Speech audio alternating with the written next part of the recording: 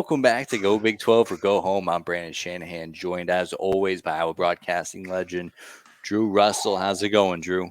That intro music hypes me up every freaking time. I'm rocking the air guitars, drums, going nuts. Brandon Shanahan, and it's a scene. It's a scene. We got exciting football this week. It is the games. They just every week now just feels like they get bigger and bigger each week as we continue to see kind of a national narrative come together, and a Big 12 narrative as well. And it's kind of fun to watch. You're absolutely right, and luckily, that we're dialed into the Big 12. We don't get to hear a lot of the nonsense narratives being written about the Big 12 as far as them not being a very good conference. I think that there's a lot of great stuff going on in this conference, and now I was kind of thinking since our last episode, you have teams at the bottom of the conference that we probably didn't expect to be there: Oklahoma State, Texas Tech, Baylor, and I think that's going to really make things even more interesting than I had even anticipated, because those aren't inherently bad football teams. When we're kind of thinking, we're thinking about how the four new schools would acclimate to Power 5 world. We're thinking, is West Virginia going to have the wheels fall off? Is Kansas, going to go back to being Kansas? And none of that's true. I mean, all those teams are showing life. And then you got to imagine even those three teams that I mentioned, they're going to figure it out here shortly and figure out a way to find some wins and really rise the floor of the conference. Yeah, that's, I think, the biggest thing, and you're dead right, Brandon, is just kind of storylines that we weren't expecting going into the season are being written right now. And will those storylines continue? And I don't know. That's why we play the games, because we're going to find out. I do know that, for example, Kansas football has been a great story the last couple of years. A program that many viewed as unwinnable. No way you can win at Kansas. They're winning right now. So you have to give them a ton of credit. Give these new core four schools a lot of credit. Central Florida's playing some quality football right now, off to a 3-1 start. BYU just picked up their first loss last week, a competitive loss to Kansas. So, I mean, that's been a fun storyline as well. And again, that swan song for Texas and Oklahoma, it is an interesting narrative, and they're putting together a strong showing so far, at least in their final season of the Big 12. Yeah, tough draw. I think more than anything for the new four teams, you get Houston. It's their first Big 12 game in week 3 against the defending national runner-ups and TCU, who might be a little bit more dialed in after the start to their season. You have UCF, who gets to go to Manhattan, the little apple out in middle America, to play the defending Big 12 champion Wildcats. And then BYU. Well, and now you got to go to Kansas and play the best Kansas team we've seen in the last 10 years.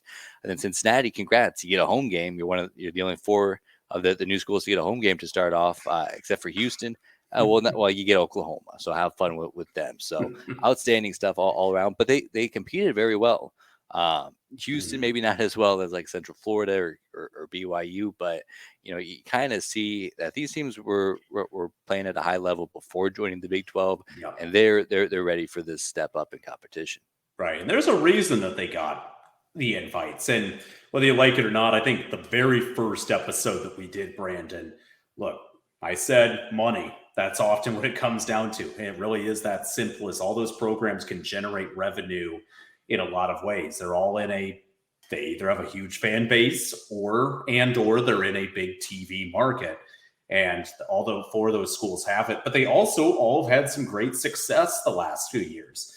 You talk about Central Florida and their undefeated season a few years ago under America's favorite Scott Frost, or you have Cincinnati, who makes the college football playoff a couple of years ago. Houston, man, they had some tough teams back in the mid-teens that were quite good. And BYU's always been pretty consistent, playing other Power 5 schools and usually finding a way to get to a bowl game. So all have, I think, proven their worth for the conference. And now they're trying to show that worth, because when you're the new kid on the block, you're often going to get picked on. People are going to say, oh, you're not worthy of whatever.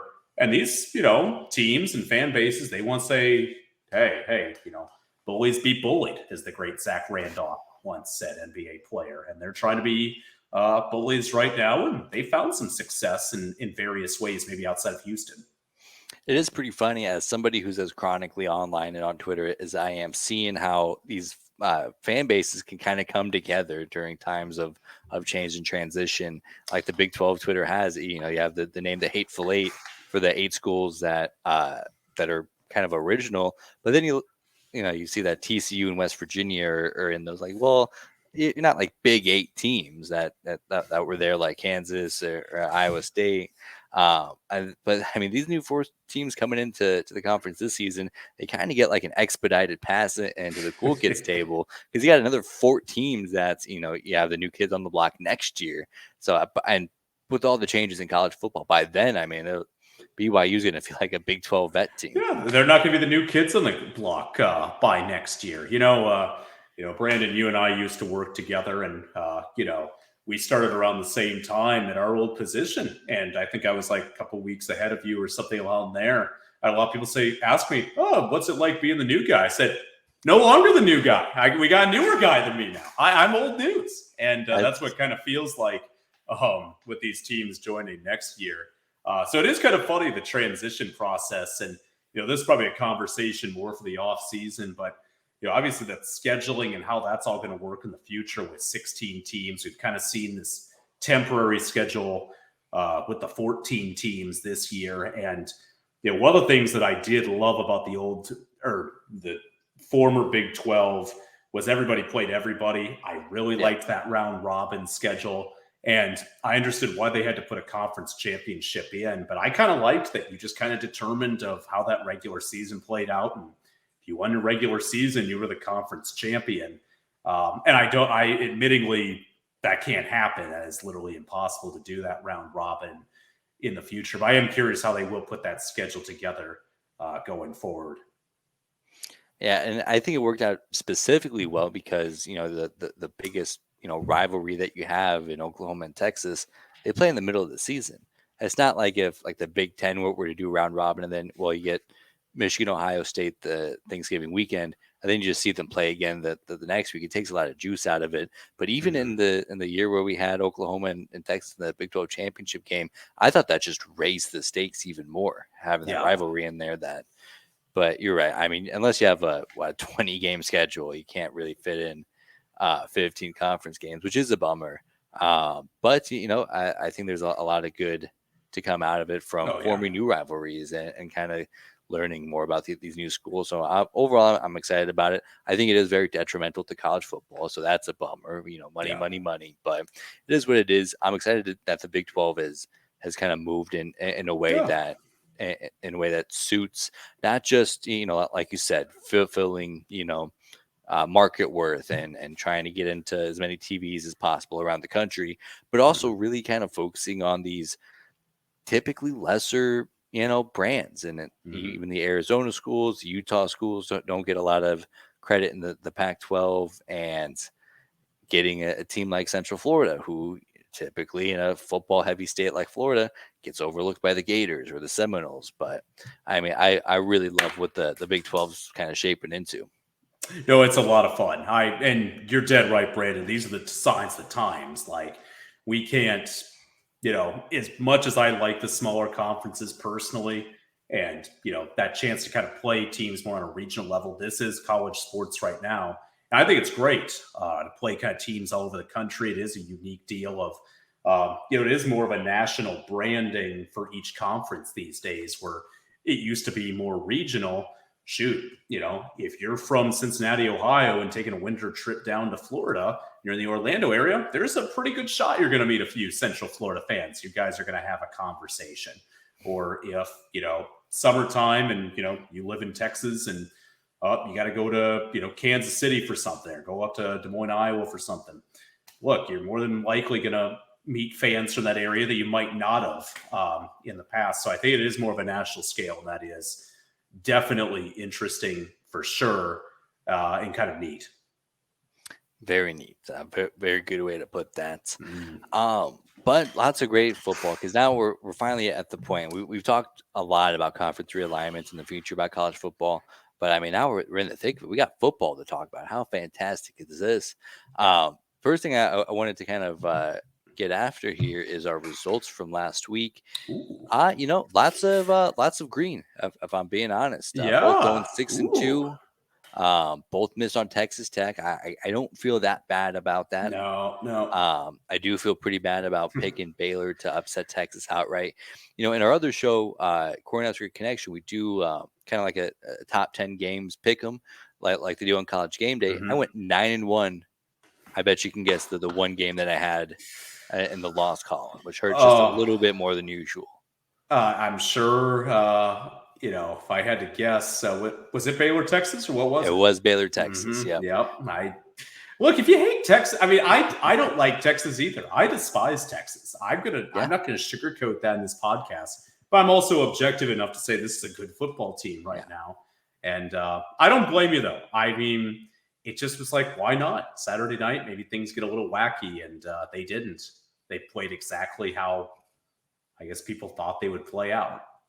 I've just passed another test. It is what it is. They are looking really good, so it is what it is. But otherwise, not too many sweats there. I'm kind of the one game that was more up in the air. Going into it was Oklahoma State and Iowa State, and I'm happy I went with the home team there. That certainly felt like going in it could absolutely go either way. Yeah, for sure. And for Iowa State to get that win was pretty impressive.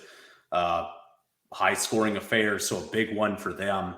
Central Florida, similar to your Baylor, I don't have regrets picking Central Florida. I thought they competed very well in Manhattan. Just good Kansas State team was able to win at home. It really was as simple as that. So I don't really have any regrets. But man, we're a third of the way through the season, Brandon. We have identical records at 33-15. I mean, we're neck and neck right now. There's still a long ways to go, but we're both in a sprint, and hopefully we don't pull too many hamstrings down the stretch. Yeah, I'm right there with you. I'm glad that we picked straight up picks as opposed to the money line or the point spread picks. That record looks pretty good. It looks a lot better than it feels. That's for sure. I would fully agree. Yeah, if we're doing money line, that'd be a lot of red. It'd be a lot of red. I'll tell you that right now. Absolutely. I mean, you're definitely not wrong there. But now, as we're pretty dialed in, the games, they get smaller. Only 5 on the docket this week here for week 5. Kansas State, Oklahoma State, Texas, Oklahoma. I just realized I have the wrong week pulled up here, so that is right. Get that. We need a week 5. We should have 6 games this week too. So 6 times 2. We'll kind of have an old school Big 12 week. So, but yeah, it should be a very interesting week. Just as you get that sheet up. I mean, I kind of like that Friday. They got a Friday night game on ESPN with Cincinnati and BYU, 2 new conference foes going at it out in Provo. A lot of root beer is going to be consumed. Should be a great night out in Utah. And then you have really 5 interesting games on Saturday with Houston, Texas Tech in a battle of somebody needs a win. Baylor, Central Florida. We'll see how the Golden Knights do in their Big 12 home opener. West Virginia, TCU, upstart West Virginia team. TCU still a heavy favorite. Iowa State, Oklahoma. And then the most intriguing game of the weekend to me, Kansas, Texas, a top 25 matchup. And a matchup that Kansas has actually seen some success in recent years. So you look at just that matchup overall and just really 6 pretty good games, I think, on the board this week for sure. Yeah, and I got to tell you what, Drew Russell, this was all just a ploy to show you how good my Excel skills are. I mean, I was a quick turnaround to get a whole new sheet built in. But like you said, lots of good stuff going on.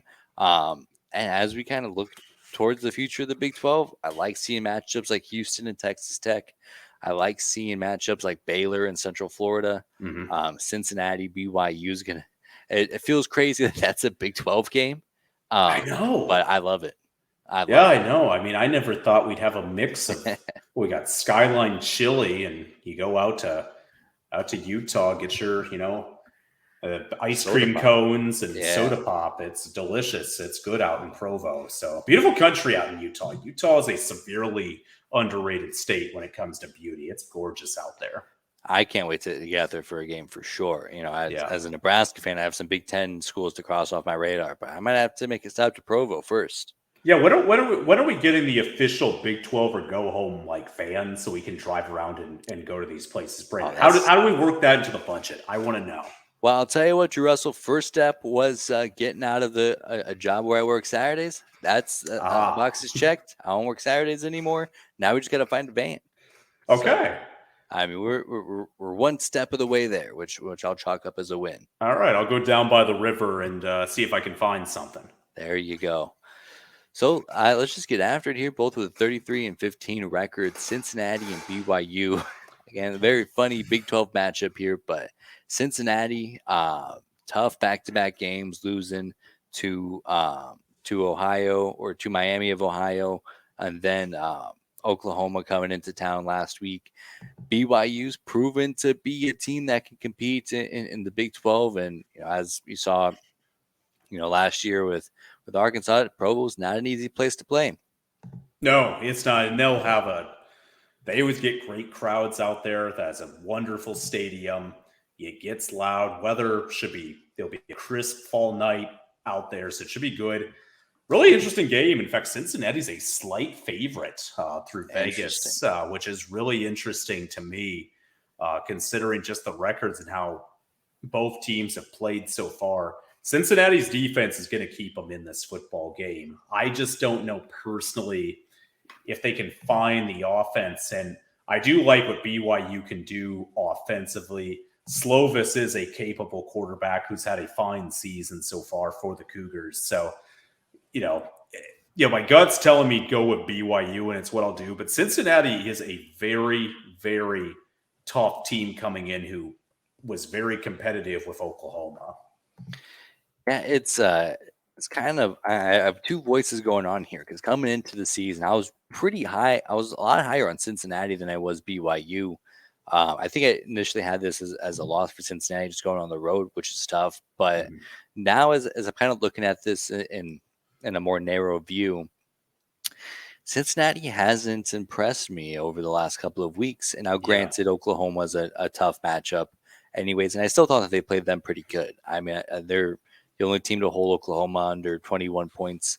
I think that's not nothing, especially once you get into conference play. Oklahoma is going to show more of their cards than they would have and against SMU and all the other non-conference pushovers that they played. But, I got to anticipate BYU showing up at home. They're looking at the good opportunity to get their first Big 12 win. Provo is a tough place to play. I think they figure it out, and they've looked better as each week's gone on. Obviously taking a step back last week with Kansas, but that first week, how they struggled at home, and then kind of how they played Arkansas on the road has really impressed me. Keaton Slovis has got a lot better, so yeah, give me the Cougs. Yeah, it will be interesting because Cincinnati, I'm with you, has not blown me away at times, and they did lose to Miami of Ohio just the week before at home. So, they're on a 2-game losing streak, but they do have a very balanced offense. I mean, they're averaging over 200 rushing yards a game. Passing, they're averaging nearly 300 yards a game. Last week stifled a little bit. BYU still hasn't gotten as much consistency offensively, and that running game still has been somewhat non-existent at times. So that is something to keep an eye on. I think this has the potential to be the closest game of all the games this weekend on paper. It feels like an extremely even matchup. I think BYU's got the pieces, though, to get it done at home. I think so, too. Definitely momentum on their side, I think. But there's also something to be said for Cincinnati that you lose the game that you would have, you chalked up as a win against Miami of Ohio, and then you can't pick up the upset over Oklahoma. Maybe you're just in a little bit more of a desperate mode compared to the standards that Cincinnati set over the last few years. But I like BYU a lot here.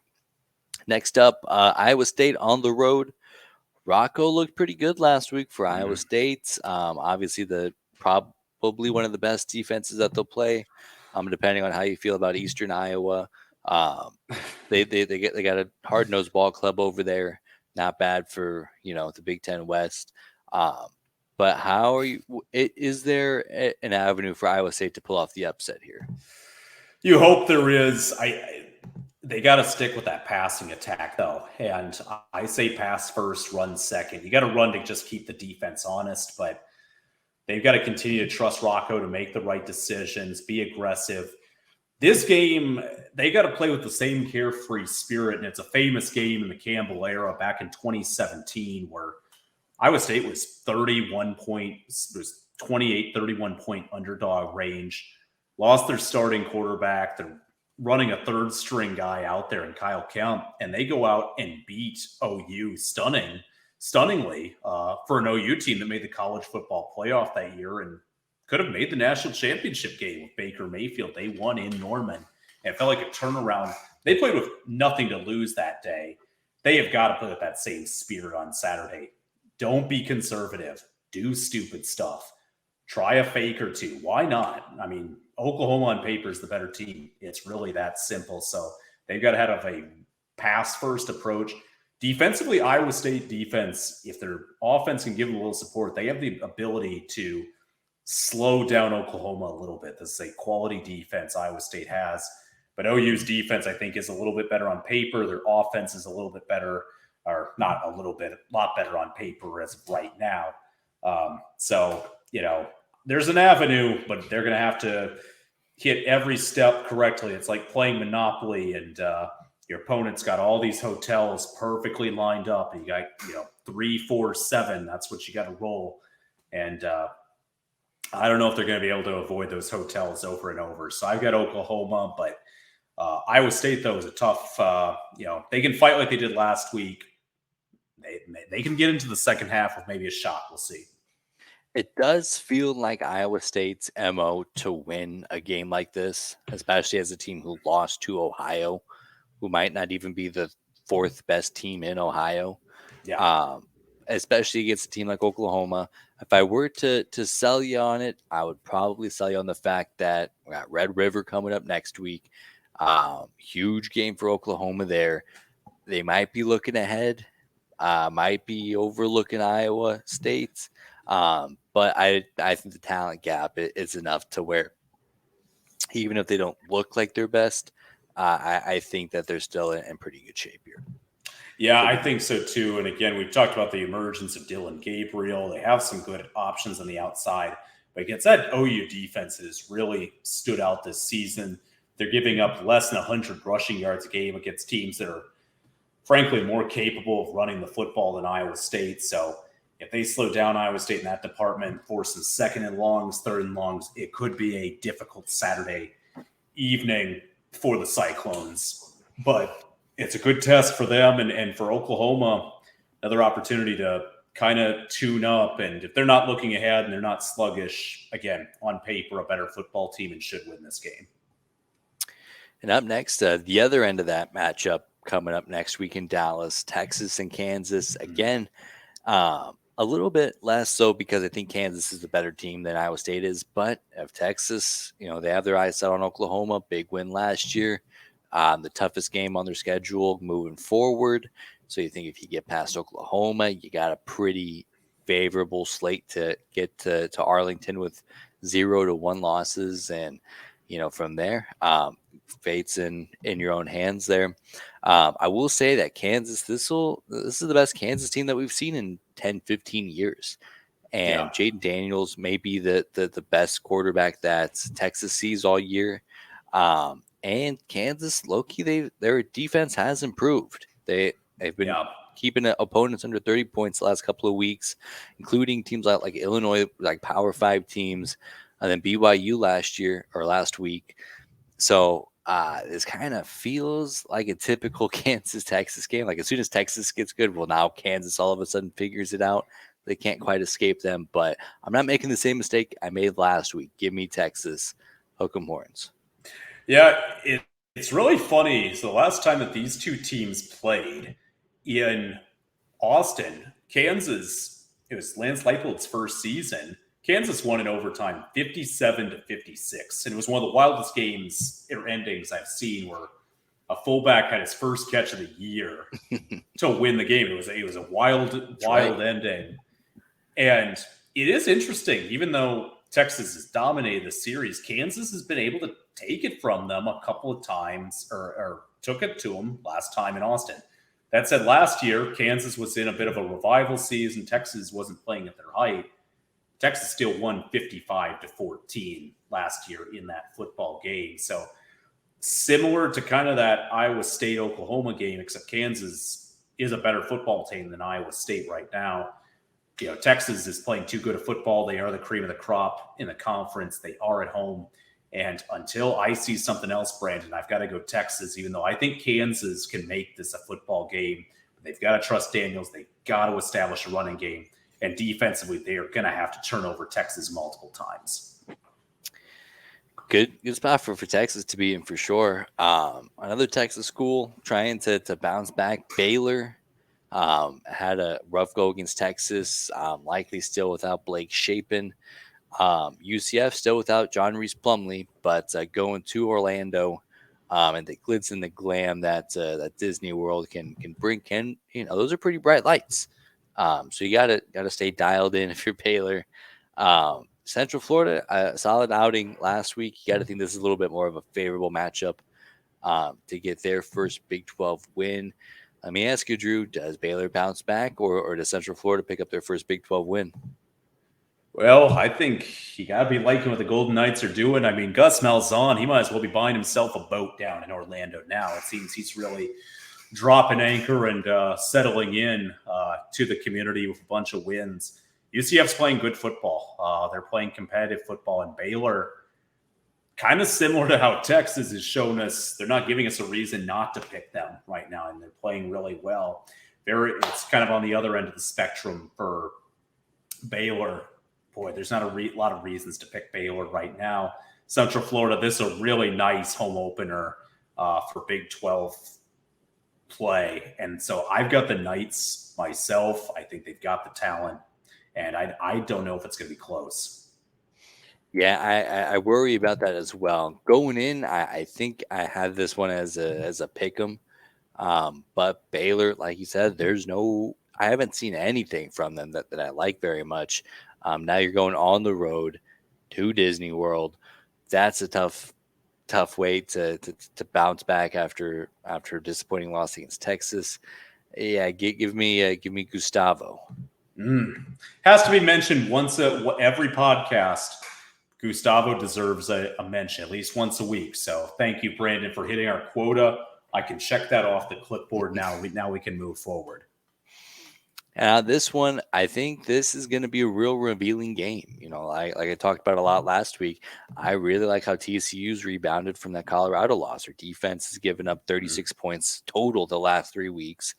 Their offenses looked efficient. Chandler Morris has looked like you can kind of see where Sonny Dykes was what was seeing when he picked him over, Mad Max Duggan last year to start against Colorado. And then West Virginia, I think, is turning some heads, and they're checking off some boxes to keep Neil Brown employed. Big win against Pittsburgh, big win last week as well. So I think this will be a real revealing game to see how much of these teams are just kind of smoke and mirrors playing the non-conference slates, or if there's some real weight here. I like TCU at home. I still think that they're just a little bit more dialed in.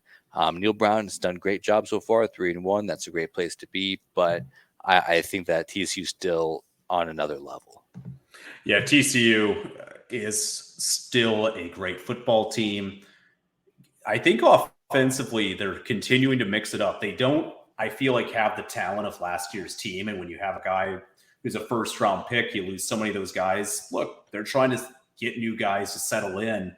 And it seems that these guys have settled in and are playing good offensive football right now.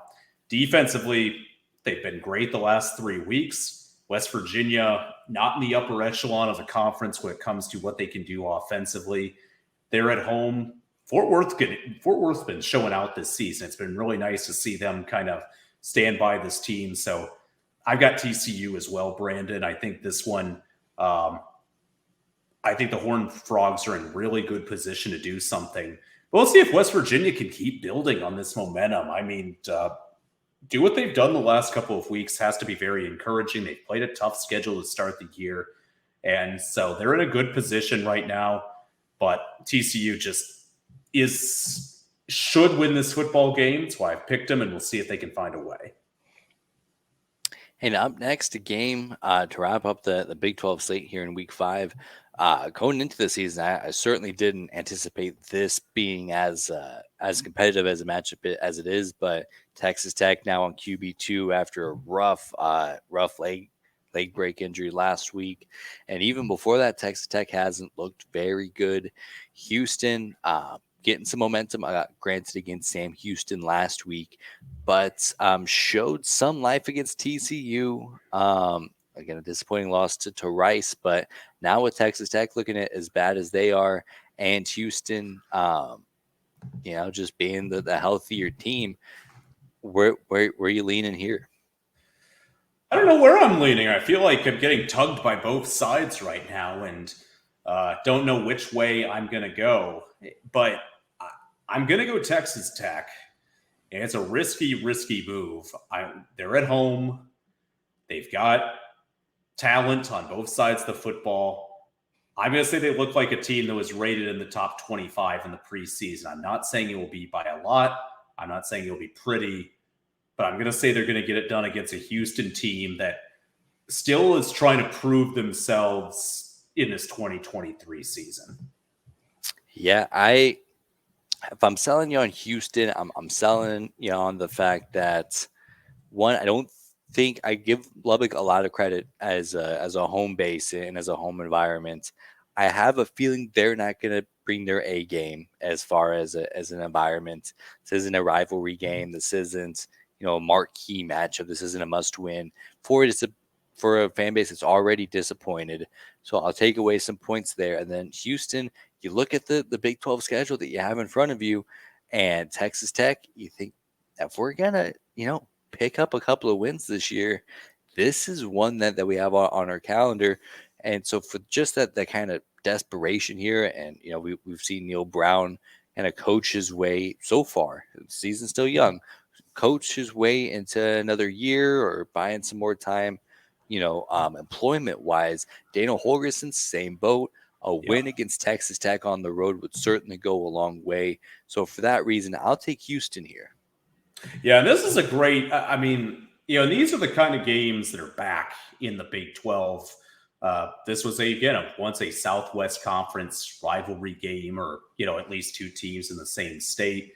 And they played some good ones throughout the years. And last year was a pretty wild game in Lubbock. Texas Tech won in double overtime. So they really were able to go back and forth.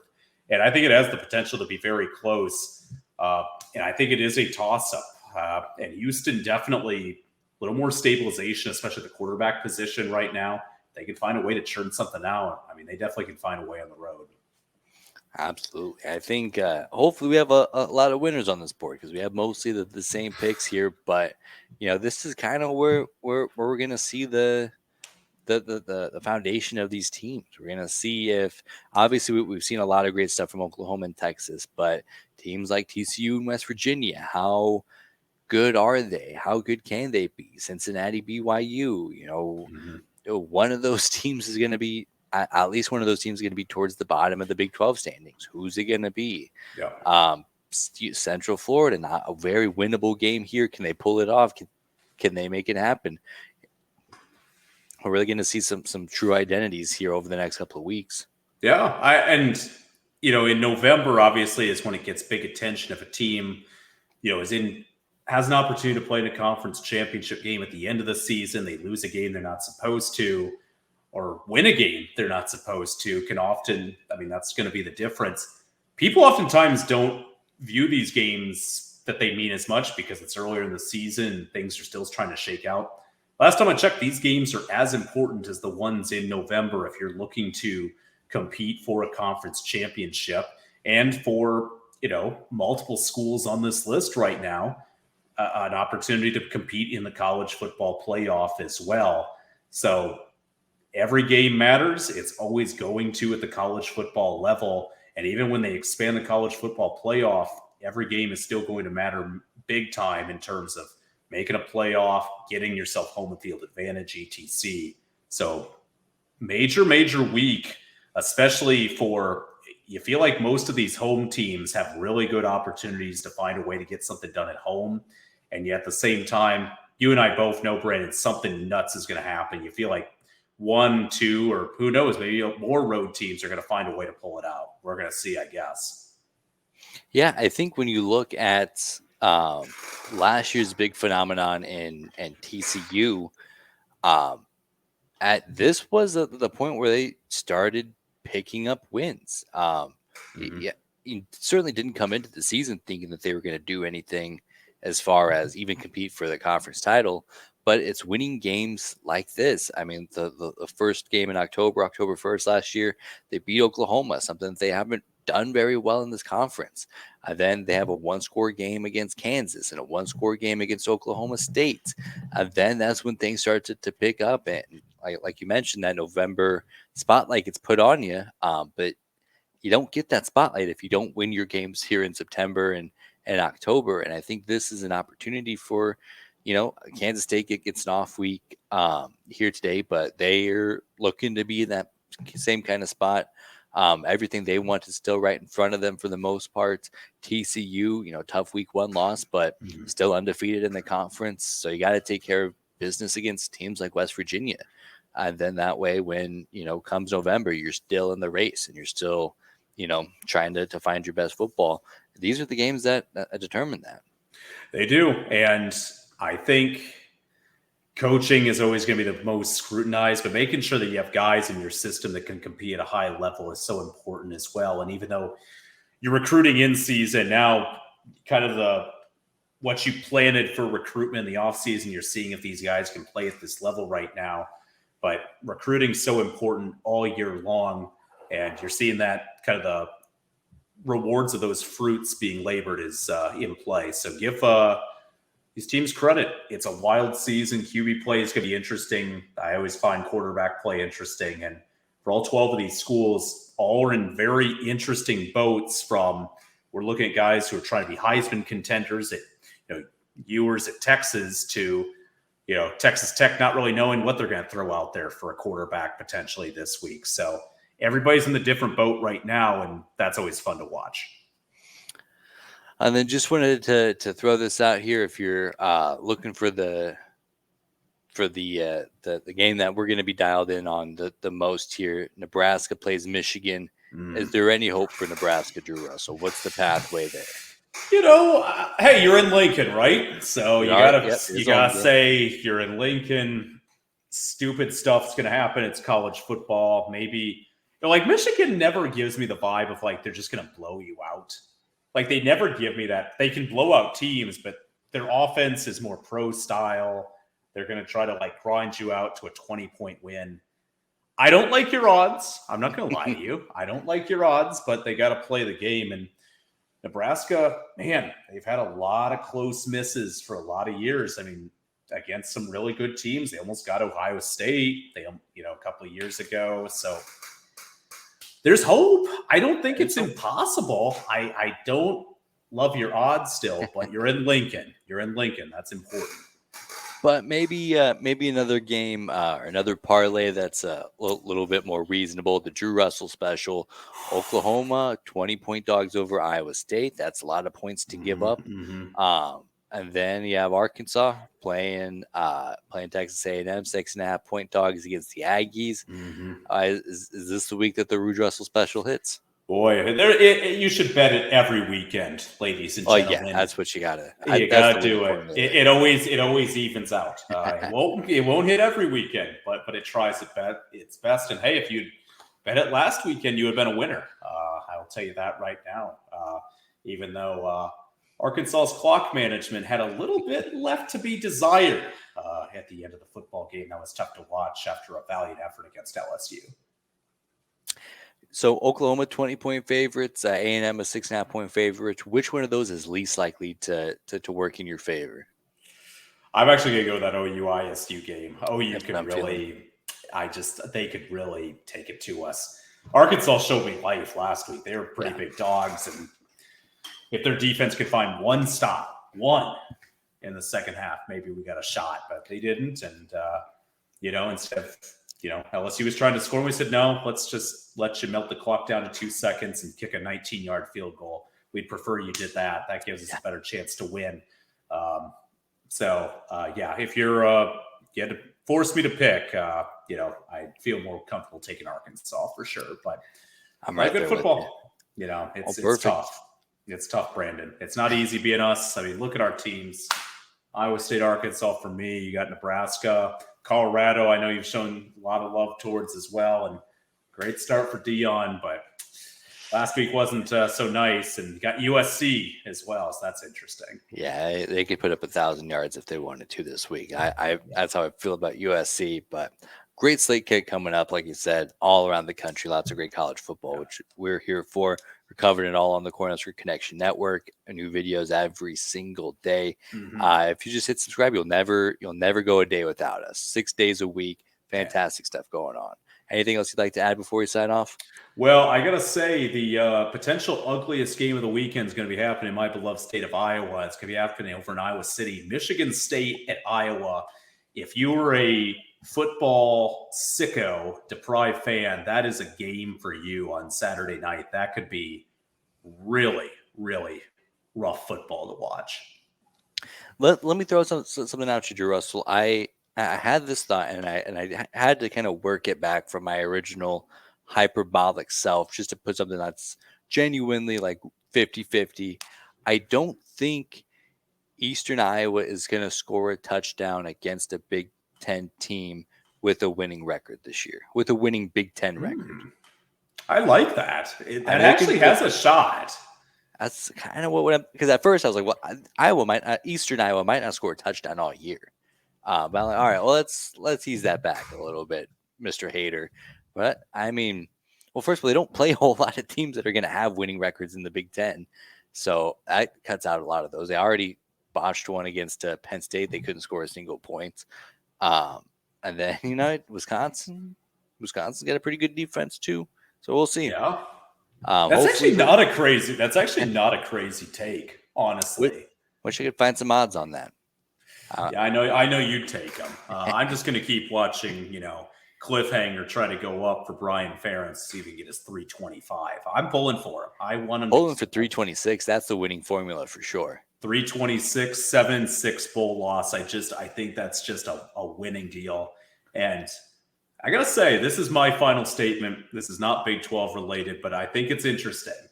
The Ferentz family legit it's amazing the vice grip that they have on the Iowa athletics department. It really is incredible what they've been able to do throughout their tenure there. You would think that you would at least need to have like a 70% winning percentage to have the kind of vice grip on a program like that. But, expectations are different in other places. I just don't know. I just can't believe, honestly, it's not like Kirk Ferentz is like a young dude. He's had a lot of success. It's kind of like him and Mike Gundy. I feel like they're in the same chair in different conferences. Look, I can respect what Kirk Ferentz has been able to accomplish at Iowa. I really can. It's not the easiest place to win historically. Hayden Fry had a major impact. Kirk's, they create a real stable place. But, this isn't Nick Saban here. I feel like he has more control over Iowa athletics department than even Nick Saban does to Alabama. Now, if push came to shove, it's probably equal, or Saban would have more, but I'm just amazed what he gets away with in a way. Yeah, the expectations are different at every other program. Some folks are happy with a coach who wins 65% of their games. I know other programs like Nebraska, coaches get fired for winning 75% of their games. So, expectations a little bit different. I'm sure if Nick Saban started winning as the same amount of games that Kirk Ferentz did, he might be like a little bit sooner. But, different strokes for different folks. Well, can we bring back Carl Pelini? I mean, I'm curious where he's at. I know Bo's not coaching at the moment, but Carl Yeah. Pelini, he had a head coaching job there for a little bit. Yeah, I know they were rocking and rolling. Or can we bring back Bo Pelini's cat? Oh man, That's savage. That was one of the better entrances in football history at a spring game. Was that Bo was Pelini's such cat? and that's such a contrast from who he is as a person that like you Yeah, wouldn't expect that. But looks like Carl Pelini will return as the head football coach and athletic director of Cardinal Mooney in 2023. I'm assuming that's a high school. sounds legit to me. I've never Yeah. heard of that in my life. Yeah, it looks like he doesn't have everybody's support. The high Uh school oh. principal and president Nichols Byers said that he moved aggressively in opting for a change in the athletic department. Um, boy, I am Yeah. curious on how that came to be. Yeah. I just know that when it comes to the Pelini family, the Fox Pelini Twitter account is still one of the all-time great Twitter accounts, Brandon. There's just no other way to put it. That guy, whoever runs that account, they get it. Yeah, so looks like they initially announced that they weren't going to be renewing Carl Plini's contract. And then in the following days after that announcement, they received an outpouring of support for Carl from his players and coaching staff, parents, and others in the community. And then, of course, he backtracked his decision. Now he's coming back.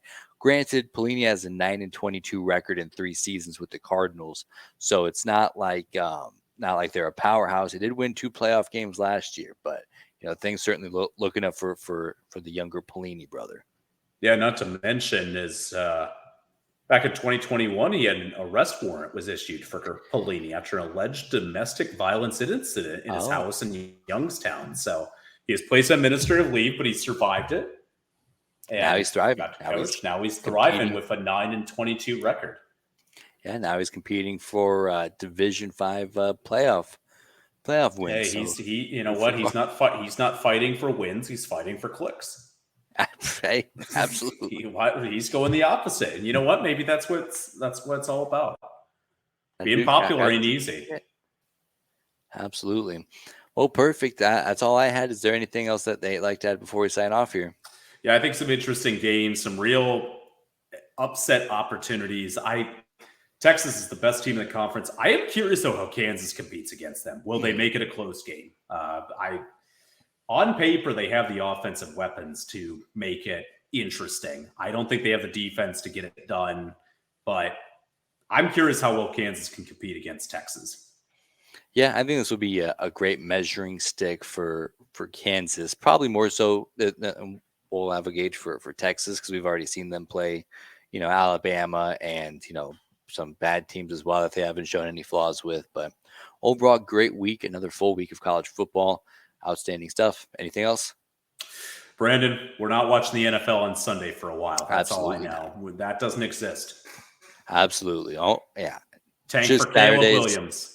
That's what we're here for. That'll be the real rivalry of the show down the stretch is who's going to get that number 1 pick. Can't wait. Disgusting Can't wait. stuff. That's beautiful. Well,